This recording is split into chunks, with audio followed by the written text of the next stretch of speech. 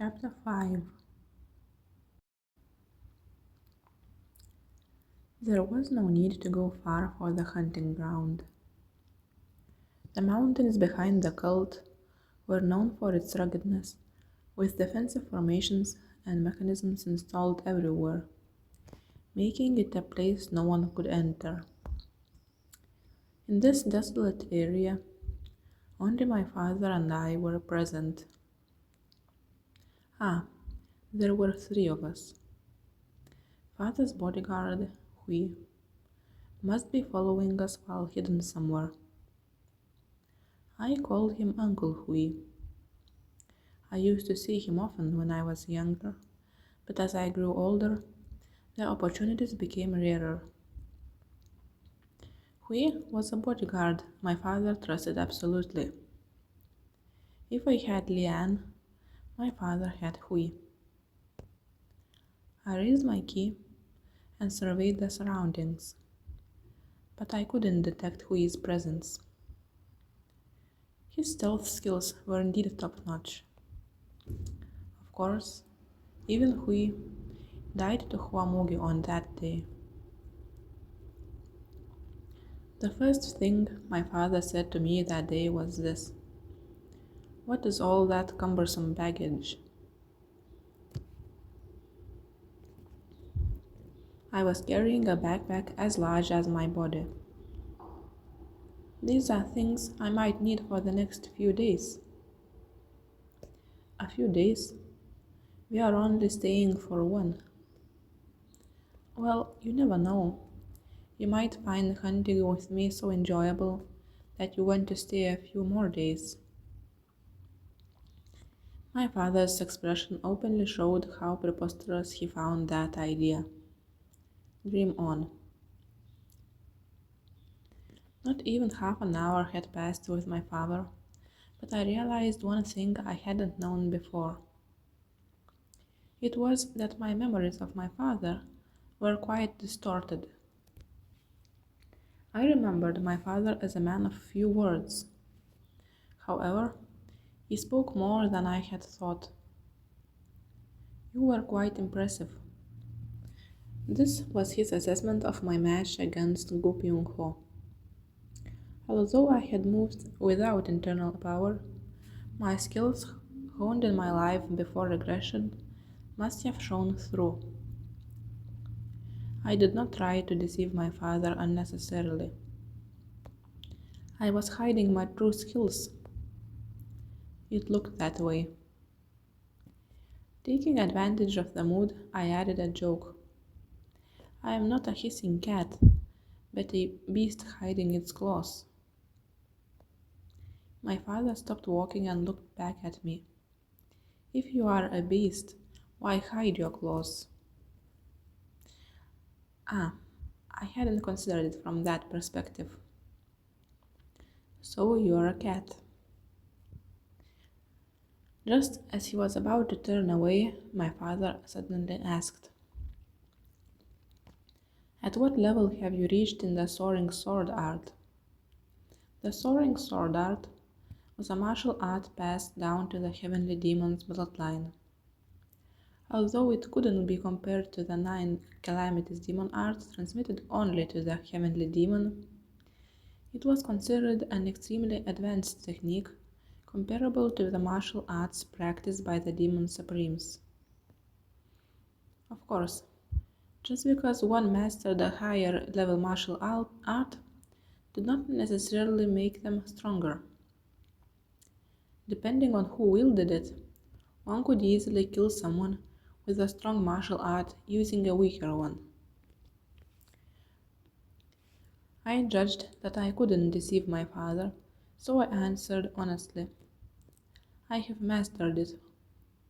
At that moment, a gust of wind shot from the tip of my father's finger and grazed my cheek.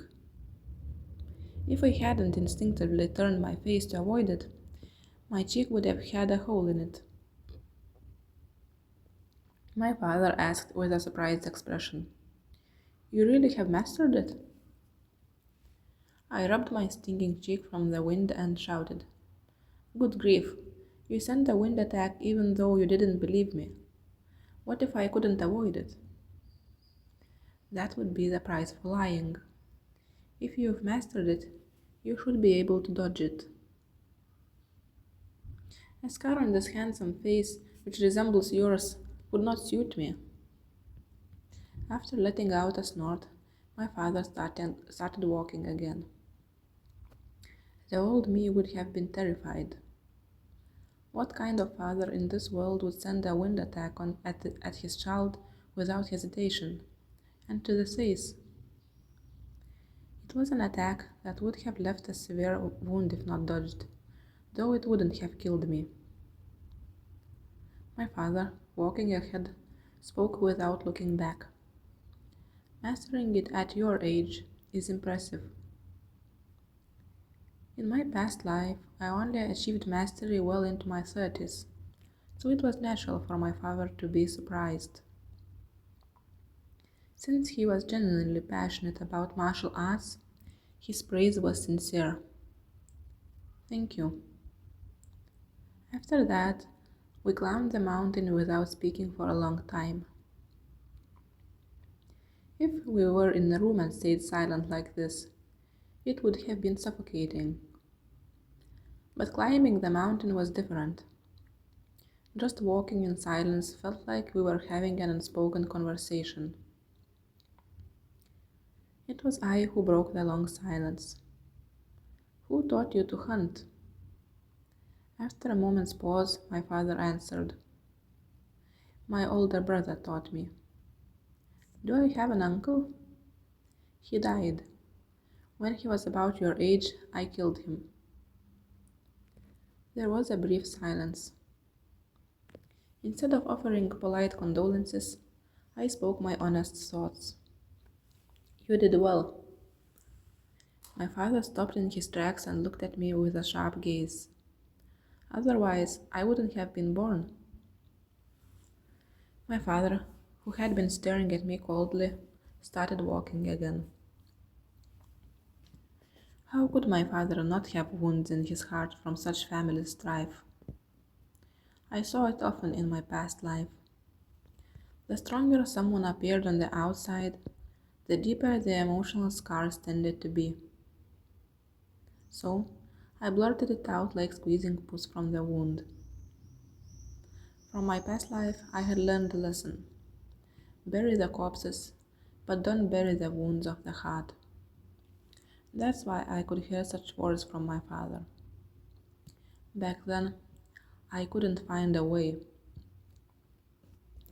I understood what he meant. He couldn't find a way to win the succession battle without killing his own brother. My response was firm. Don't expect me to either. My father glanced at me. His gaze was colder than before, but I said what I needed to. What you couldn't do, I can't do either. And one can only say such things if they have a brother worth the trouble. You know how vile and cruel he is. You are good at bad-mouthing him behind his back. He deserves it. In fact, this much wasn't enough.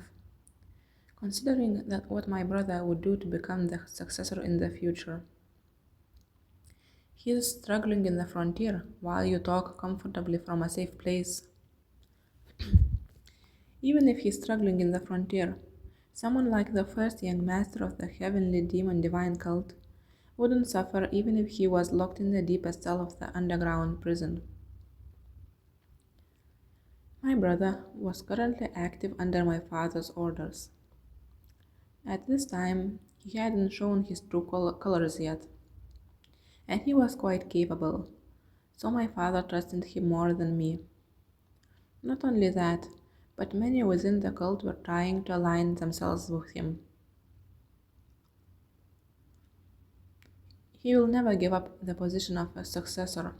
Thinking I can become the successor while keeping him alive is the arrogance of a fool.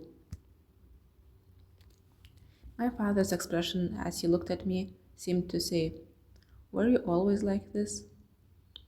My determined eyes answered, "Yes."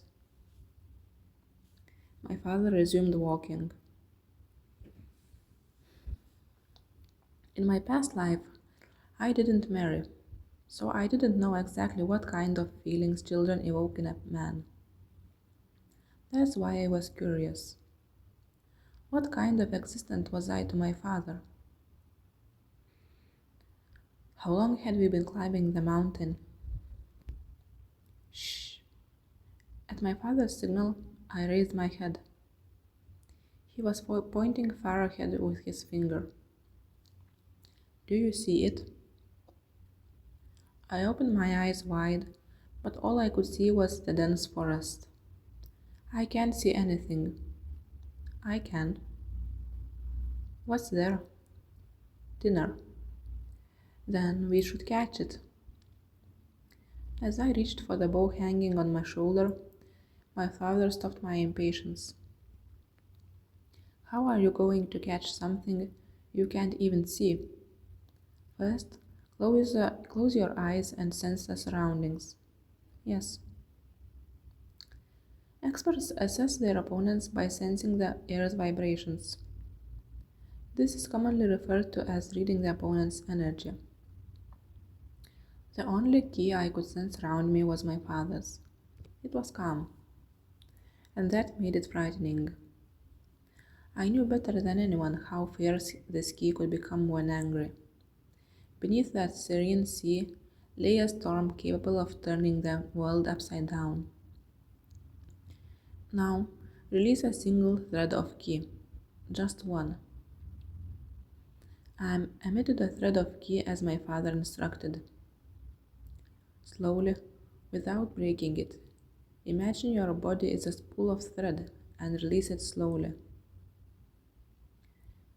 In my previous life, I had never emitted key as fine as a thread. There was always a clear reason to emit key, to suppress my opponent's momentum.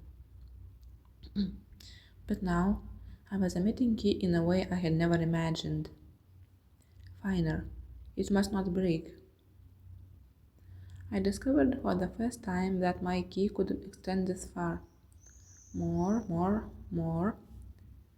If it weren't for my father's encouragement beside me, I wouldn't have been able to release my key this far. Then, in the next moment, my key touched something. Did it reach? My father realized as quickly as I did that my key had touched something. Yes, I can feel it.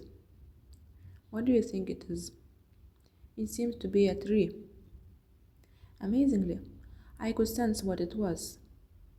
I couldn't explain how, but I was sure it was a tree. Now, explore the area around it, slowly. I felt like the thread tied to the spool was about to unravel and fall apart, but I didn't lose focus.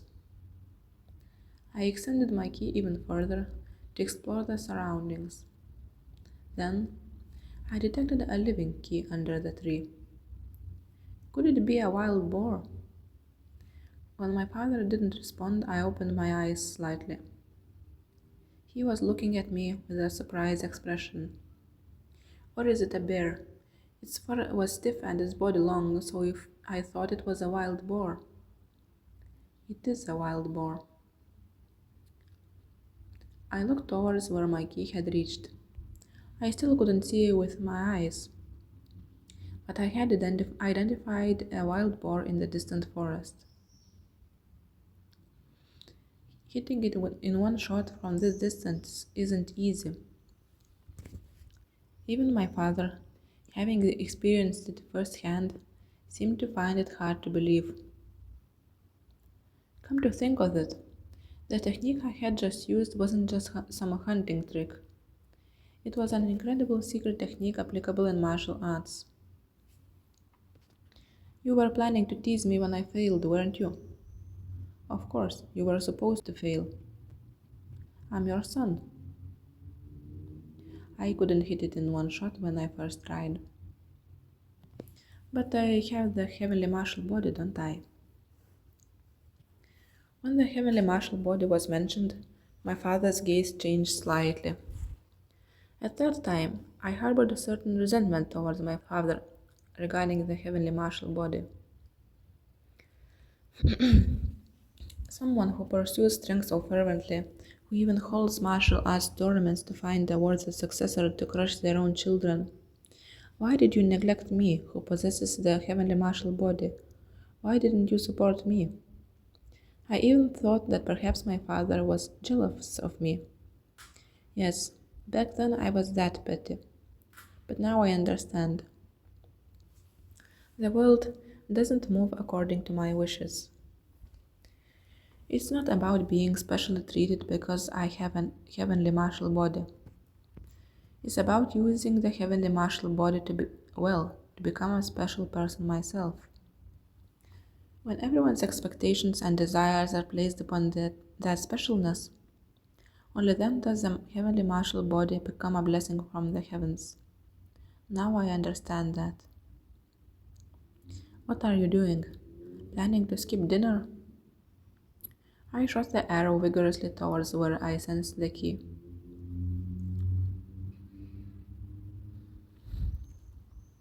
In the darkness, a campfire blazed with well prepared wild boar meat cooking over it. When did you learn to butcher an animal? I learned from books. For someone who learned from books, you are quite adept. Father, I've butchered and eaten hundreds of wild boars. I subtly changed the subject. That thing you are sitting on was prepared as a gift for you. It was worth lugging around despite the effort. Father was sitting on a tiger pelt I had brought in my pouch. At my remark, my father's lips curled slightly. It's hard to imagine anyone looking so fitting while smirking, but my father managed to do the impossible.